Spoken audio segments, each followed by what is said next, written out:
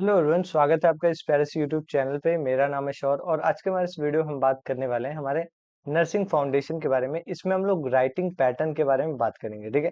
जैसे कि आपको पता है कि आपका एग्जाम है और इसमें सबसे ज्यादा मोस्ट इम्पॉर्टेंट जो पार्ट होती है वो आपका राइटिंग पैटर्न होता है कि किस पैटर्न में आप क्वेश्चंस को लिखोगे, क्या टाइम मैनेजमेंट होगा, किस तरीके से आप लिखोगे तो ज्यादा एग्जामिनर को दिखेगा, एग्जामिनर कैसे आपको अच्छे मार्क्स देगा। तो इस सब के बारे में हम डील करेंगे और इसमें हम लोग ए टू जेड जो पैटर्न है, राइटिंग पैटर्न है, वो कैसा होगा, लॉन्ग क्वेश्चन के लिए कितने पेजेस होंगे, सब कुछ हम लोग नर्सिंग फाउंडेशन से रिलेटेड हम इसमें बात करेंगे, ठीक है। तो चलिए स्टार्ट करते हैं और देखते हैं हमारा ये क्वेश्चन मतलब कि जो भी पैटर्न है वो, ठीक है। तो अगर आप देखो तो अगर आपने हमारे पहले तो बात अगर आपने हमारे चैनल को सब्सक्राइब नहीं किया तो कर लो, साथ ही में बेल आइकन को भी प्रेस कर देना सो दैट सारी ही इन्फॉर्मेशन आपको मिल सके। और अगर आपने इंपॉर्टेंट क्वेश्चंस की मतलब की वीडियो नहीं देखी है तो वो भी आप देख सकते हो, जिसमें मैंने प्रॉपर तरीके से चैप्टर वाइज और अलग से जो इंपॉर्टेंट क्वेश्चंस हैं सभी को मैंने बताया है और अच्छे से दिखाया है, ठीक है। तो इसमें हम लोग पैटर्न के बारे में बात करेंगे, किस पैटर्न में आप लिखोगे कॉपी को कि जो एग्जामिनर है वो ज्यादा से ज्यादा मार्क्स दे और किस तरीके से आपका जो है अच्छे से सब कुछ हो जाए, ठीक है। देखो, एक एक अगर मैं इसके एडवांटेजेस की बात करूं कि एक प्रॉपर पैटर्न में आप अगर क्वेश्चन लिखते हो तो उसका क्या क्या फायदा होता है। तो पहली बात, एक प्रॉपर वेल मैनर आपको डेकोरेटेड कॉपी मिलती है, ठीक है। साथ ही में सिस्टमैटिक वे में सब कुछ मतलब कि मेमोराइज कर पाते हो, याद कर पाते हो कि आगे क्या लिखना है, ठीक है। इसके साथ साथ अगर देखें तो हेडिंग्स और सब हेडिंग्स जो है वो इसमें आपको और ज्यादा मतलब कि क्यूरियस करते हैं कि हम इसमें लिखें क्या। और हेडिंग्स जो है उसके अंदर आप कुछ ना कुछ तो लिखोगे ही, तो वो जो है आपको लिखने के लिए और ज्यादा पेजेस भरने का वो देते हैं, जिसमें डायग्राम्स जो है वो आपका पेज कंटेन करने का काम करते हैं। तो ये सब के बारे में हम एक एक करके बात करेंगे, ठीक है। अगर हम देखें तो नर्सिंग फाउंडेशन जो है, नर्सिंग फाउंडेशन की अगर हम सिर्फ बात करें तो इसमें आपके दो दो तरीके के क्वेश्चन पूछे जाते हैं, ठीक है। एक होता है नर्सिंग फाउंडेशन का ऐसे नॉर्मल सा जो मतलब कि कोई भी ऐसे टॉपिक हो गया वो, और दूसरा जो होता है वो आपका प्रोसीजर बेस्ड होता है, ठीक है। कोई भी ऐसे ऐसे एक मतलब कि देखो आप अगर तो आपके 15 नंबर के दो क्वेश्चंस आते हैं, ठीक है। जिसमें से एक क्वेश्चन में एक जरूर प्रोसीजर पूछता है जो कि 7 मार्क्स के लिए होता है, और ये जो है आपको करना बहुत ज्यादा इंपॉर्टेंट होता है। और इसमें हम लोग वो भी देखेंगे कि जो प्रोसीजर अगर आ रहा है तो उस केस में आपको क्या क्या कैसे कैसे लिखना है, ठीक है। तो चलिए स्टार्ट करते हैं हम लोग मतलब कि स्टार्टिंग से, जिसमें हम लोग देखें तो पहले हम लोग हेडिंग का यूज करते हैं। जो भी आपका क्वेश्चन पूछा गया है उसका आप क्लियर तरीके से हेडिंग लिखते हो, जिसमें आपका हेडिंग हो गया, सब हेडिंग हो गया, ये आप लिखते हो, ठीक है। हेडिंग जैसे कि हैंड वॉशिंग लिख दिया आपने, ठीक है। अब इसमें जो है आपका दूसरा हिस्सा आपका स्टार्ट होता है, जिसमें आप इंट्रोडक्शन लिखते हो। इंट्रोडक्शन में क्या होता है, तो आपके जो टॉपिक्स हैं वो आप लिखते हो, जो भी इंपॉर्टेंस होती है, जैसे कि आपके जो मतलब कि जो बेसिक आपको पता है और अपने लैंग्वेज में जो आप लिख रहे हो टॉपिक को समझाने के लिए, वो आप इसमें इंट्रोडक्शन पार्ट में लिखते हो, ठीक है। डेफिनेशन है, डेफिनेशन एक स्टैंडर्ड और मतलब कि सिंपल डेफिनेशन होता है जो कि किसी भी ऑर्गेनाइजेशन या फिलोसफर या फिर आपके ही लैंग्वेज में हो सकता है, जो कि एक प्रॉपर स्टैंडर्ड हो उस डिफिनेशन का, ठीक है। इसके बाद से अगर कोई टॉपिक आता है तो उसमें ऑब्जेक्टिव्स और इसके पर्पस लिख सकते हो। पर्पस मतलब कि क्या क्या फायदे होते हैं, क्या क्या इंपॉर्टेंस होती है और इसमें हम लोग क्या क्या देखते हैं, तो ये सब के बारे में लिख सकते हो। जैसे कि एडमिशन के क्या क्या फायदे होते हैं, एडवांटेजेस क्या होता है, तो वेलकम करने के लिए पेशेंट के लिए होता है, उनकी जो वाइटल्स लेते हैं हम लोग और प्रॉपर तरीके से कॉपरेट करते हैं, तो ये इस तरीके से आपको लिखना होता है पर्पस में, ठीक है। प्रिंसिपल्स क्या है, तो किस किस जो मतलब कि देखा जाए तो प्रिंसिपल्स पे काम करते हैं, किस किस जो स्पेसिफिक जो प्रिंसिपल्स बनाए गए हैं उसके बिहाफ पे ये काम करते हैं, ठीक है। इंडिकेशन है, तो इंडिकेशन अगर मान लो कि कोई भी प्रोसीजर है तो उसमें अप्लाई होता है, कॉन्ट्रा इंडिकेशन उन सभी में। इक्विपमेंट्स क्या होता है, तो कोई इक्विपमेंट्स और मतलब कि आर्टिकल रिक्वायर्ड। इसमें इक्विपमेंट में क्या होता है, तो कौन कौन सा टूल्स और जो मतलब कि जो भी इंस्ट्रूमेंट है वो यूज हो रहा है आपके किसी भी प्रोसीजर में, तो वो आ जाता है, जिसमें हम लोग लिस्ट आउट करते हैं सारे ही प्रोसीजर के मतलब कि इक्विपमेंट्स का, ठीक है।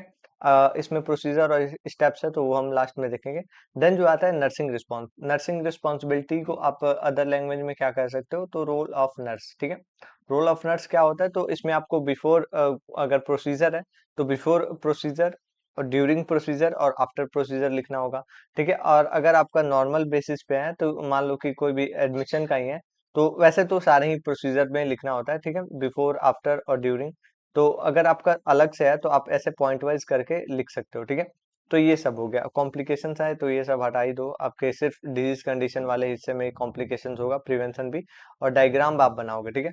अगर आपका देखो, मान लो कि एडमिशन आ रहा है, मान लो कि एडमिशन ही टॉपिक है आपका, ठीक है। एडमिशन में आपके टाइप्स बताने हैं, ठीक है। तो आप टाइप्स को ऐसे बताओगे कि दो तरीके से होता है ये। एक आपका रूटीन टाइप होता है, ठीक है। रूटीन में आपका एक प्रॉपर आप लेते हो, एडमिशन लेते हो, अपने हिसाब से आते हो, ठीक है। दूसरा होता है इमरजेंसी, ठीक है। तो इस तरीके से आपको प्रॉपर बताना है कि हाँ, देखो आपने फ्लो चार्ट बनाओगे और ये मतलब कि एक डायग्राम बेसिस पे आप समझाने की कोशिश करोगे, तो ये दो फायदे होंगे। एक तो जो एग्जामिनर होगा उस पे गुड इम्पैक्ट पड़ेगा, और दूसरा जो है आपका जो कॉपी है वो अच्छा दिखेगा, तीसरा जो है आपका पेज भी भरेगा, ठीक है। तो इससे जो है आपका बहुत फायदा होने वाला है। तो फ्लो चार्ट का, और मान लो कि जैसे कि आपका कोई भी है डिटर्मिनेंट है, डिटर्मिनेंट ऑफ हेल्थ, तो आप जैसे बुक्स में बनाए रहते हैं वैसे ही आप डिटर्मिनेंट ऑफ हेल्थ बना सकते हो कि हाँ, ये फैक्टर जो है वो मतलब कि इसमें देखने को मिलते हैं, ठीक है। तो इस तरीके से आप बनाओगे, ठीक है। तो ये जो है प्रॉपर लेबल करना और डायग्राम को बनाना बहुत ज्यादा मतलब कि सही होता है। जैसे कि बेड मेकिंग के अलग अलग जो टाइप्स होते हैं उसको आप बता सकते हो। हैंड वॉशिंग के जो स्टेप्स हैं वो बता सकते हो। प्रेशर जो प्रेशर सोर के जो स्ट्रक्चर्स हैं वो आप डायग्राम बेसिस पे दिखा सकते हो। बेड के पोजीशन को दिखा सकते हो। नर्सिंग प्रोसेस अलग अलग जो टाइप्स होती हैं कैसे कैसे होता है तो वो सब दिखाते हो। चेन ऑफ इन्फेक्शन कैसे हो रहा है तो ये सब आप इसमें दिखा सकते हो, ठीक है। अब ओवरऑल ऐसे पैटर्न को देखें तो आपका पैटर्न जो होता है, मान लो कि अगर ऐसे ऐसे टॉपिक्स आए, हेल्थ, इलनेस, और इसमें कम्युनिकेशन या फिर इन्फेक्शन या फिर कोई भी नर्सिंग प्रोसेस हो गया, तो इस सब के केसेस में आप हेडिंग को यूज करोगे, इंट्रोडक्शन, डेफिनेशन, क्लासिफिकेशन, टाइप्स। और इथियोलॉजी तो वैसे आएगा नहीं, इथियोलॉजी हटा ही दो। इथियोलॉजी का मतलब है कॉज, कॉज कॉज क्या कारण हो सकता है। मान लो कि एक कंडीशन तो ऐसा आता है कि आपको क्या करना होता है, तो नर्सिंग मैनेजमेंट करना होता है किसी भी एक पेशेंट का। जैसे कि डायरिया हो गया, या फिर आपके डायबिटीज मेलाइटस के पेशेंट है, या फिर कोई भी किडनी प्रॉब्लम के पेशेंट है, तो इन सभी के कंडीशन में आप ये फॉलो करोगे, ठीक है। कैरेक्टरिस्टिक हो गया, फिर फीचर्स हो गए, ये प्रिंसिपल्स हो गए, कौन नर्सिंग रिस्पॉन्सिबिलिटी हो गया, कैसे प्रिवेंशन करेंगे, डायग्राम, कंक्लूजन से आप एंड करोगे, ठीक है। अब इसमें देखो, अब दूसरा जो हिस्सा है जिसमें आपके प्रोसीजर होते हैं, ठीक है। प्रोसीजर में आपके जैसे कि मतलब कि एडमिशन का जो प्रोसीजर है उस केसेस में क्या होगा, ठीक है। मान लो कि कोई भी ऐसे मतलब कि हम प्रोसीजन जैसे कि आरटी हम फीडिंग करा रहे हैं तो उस केस में क्या होगा, या फिर कैथेगराइजेशन है तो उस केस में क्या होगा। तो उस केस में आपका हेडिंग पहले यूज करोगे, डेफिनेशन लिखोगे, ठीक है। इसका पर्पस और जो ऑब्जेक्टिव है वो लिखोगे। इंडिकेशन, इंडिकेशन हम लोग इंडिकेशन में क्या लिख रहे हैं कि मतलब कि किस चीज के लिए हम लोग दे रहे हैं। जैसे कि हम लोग आरटी फीडिंग है तो जो पेशेंट है वो मतलब फीड नहीं कर पा रहा है तो उस केस में हम लोग दे रहे हैं, ठीक है। कॉन्ट्रा इंडिकेशन है तो किस केस में हम लोग नहीं दे सकते हैं, ठीक है। आर्टिकल रिक्वायर्ड मतलब कि कौन कौन से इक्विपमेंट्स यूज हो रहे हैं, कौन कौन से इंस्ट्रूमेंट इसमें यूज हो रहे हैं। तो आगे हम अगर देखें तो प्रिपेयर, पहले देखो पेशेंट को भी कंसेंट फॉर्म साइन कराया जाता है, तो वही प्रिपरेशन ऑफ पेशेंट इसमें लिखा गया है। और इसके बाद से उसको एक्सप्लेन भी किया जाता है, प्रॉपर तरीके से बताओ आप, और उसका कंसेंट फॉर्म साइन कराओ, और उसके बाद से होता है, ठीक है। तो प्रोसीजर आपने ये जो भी प्रिपेयर किया पहले पेशेंट को, ठीक है, प्रोसीजर किया। प्रोसीजर में आपके तीन स्टेप्स होते हैं, बिफोर और ड्यूरिंग और आफ्टर, ठीक है। तो इसमें मतलब कि प्री और इंट्रा और पोस्ट, प्री ऑपरेटिव और पोस्ट, इंट्रा ऑपरेटिव और पोस्ट ऑपरेटिव, तो ये तीन होते हैं जिसमें हम लोग प्रॉपर तरीके से प्रिपेयर करते हैं। फिर आपके जो नर्सिंग रिस्पॉन्सिबिलिटी होगी वही ड्यूरिंग आफ्टर, ठीक है। जो भी रोल ऑफ नर्स होता है, डॉक्यूमेंट करना, प्रॉपर तरीके से उसको डॉक्यूमेंट करना भी होता है, ताकि जो है हेल्थ मतलब कि प्रॉपर लीगल वे में उसका रिकॉर्ड बन सके, ठीक है। कॉम्प्लिकेशंस, अगर फर्दर उसको मतलब कि प्रोसीजर के बाद कुछ प्रॉब्लम आता है तो उस केस में हम लोग ये देखते हैं कॉम्प्लिकेशन। प्रिकॉशंस जैसे कि हाइजीन मेंटेन करना, प्रॉपर तरीके से सब कुछ देखना। डायग्राम हम लोग बेसिस पे समझाते हैं और कंक्लूजन लिख के इस तरीके से हम खत्म करते हैं, ठीक है। तो ये आपका ओवरऑल ऐसे देखा जाए तो आप देखो, नॉर्मल अगर टॉपिक है तो ये यूज करोगे, और अगर आपका प्रोसीजर आता है तो ये सब आपको यूज करना है। क्या क्या? हेडिंग, हेडिंग लिखा आपने, इंट्रोडक्शन, डेफिनेशन, फिर इसके जो भी टाइप्स हैं या फिर जो भी तरीके होते हैं, जैसे कि सिटीज बात है तो अलग अलग इसके टाइप्स होते हैं बात के, और अलग अलग केमिकल के बेसिस पे भी टाइप होते हैं। तो इस केस में हम लोग अगर देखें दूसरा आगे क्या है, तो पर्पस, क्या फायदे हैं इसके, किस लिए हम लोग कर रहे हैं, क्या हमारा एम है, ठीक है। और इसके बाद से आगे देखें तो इंडिकेशन है, किस कौन कौन से मतलब कि कारण के लिए हम लोग कर रहे हैं। कॉन्ट्रा इंडिकेशन, कौन कौन से केसेस में हम लोग इसको नहीं कर सकते हैं, आर्टिकल कौन कौन से लगेंगे, क्या क्या उसमें सामान लगा है, ठीक है। तो ये सब हो गया। अब 1 सेकेंड आगे हम अगर देखें तो इसमें प्रिपेयर कर रहे हैं पेशेंट को, जिसमें हम लोग कंसेंट फॉर्म को साइन करा रहे हैं। प्रोसीजर क्या रहा है, और जो भी नर्सिंग रिस्पॉन्सिबिलिटी है ड्यूरिंग, मतलब कि जब ऑपरेशन हो रहा है और ऑपरेशन होने के पहले और ऑपरेशन होने के बाद क्या क्या रहा है, वो सब डॉक्यूमेंट कैसे कर रहे हैं, कॉम्प्लिकेशंस को क्या क्या हम लिख रहे हैं, और साथ ही में हमारा जो भी मतलब कि प्रिकॉशंस है, डायग्राम्स है, और इसके साथ साथ कंक्लूजन से हम एंड कर देते हैं, ठीक है।